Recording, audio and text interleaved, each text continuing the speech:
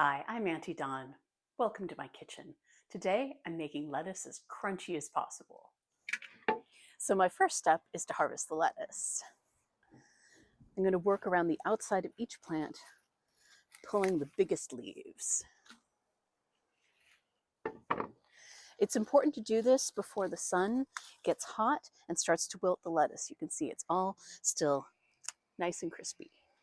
So I'm getting into the middle of the patch of lettuce and focusing on the ones that are brushing up against their neighboring plants, because that is where problems start. And ones that have started to turn color, especially to get whitish like this, they're compost.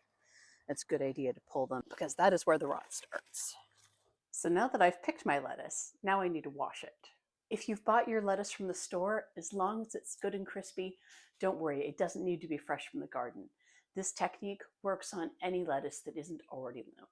So I've put as much lettuce will fit into the spinner basket, and then I'm going to add water until it is all submerged.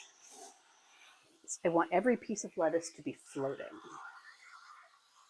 Okay, now that the water's near the top, I'm going to agitate it. This will help get all of the little bits of garden soil and compost and bugs off of it. All right, now that it's all nicely agitated, I'm going to lift it up to the edge of the sink, and I'm going to pour off the water while holding the lettuce down.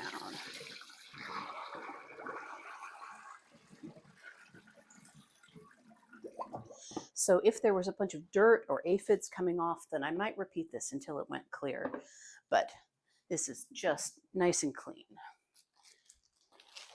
So what I'm going to do is get a plastic produce bag and load them in, starting right at the bottom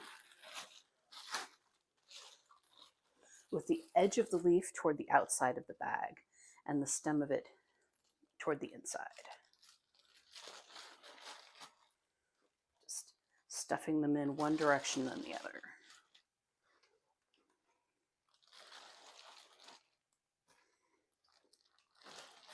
I learned this technique at a cooking competition that I entered in Santa Rosa. I submitted my couple of recipes to a tofu cooking contest that KSRO was holding for the Good Food Hour, and managed to be a finalist.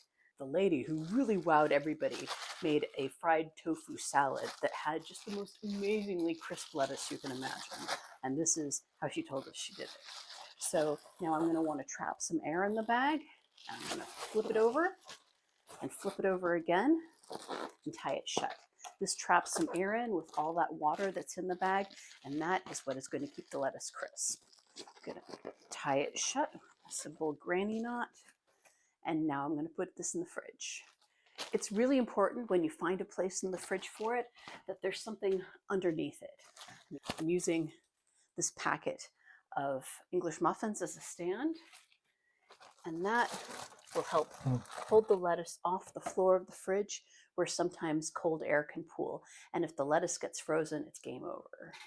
So this lettuce has been in my fridge for about a week and a half, which would be totally unbelievable if that it be any good to eat if it were stored normally in the dry manner.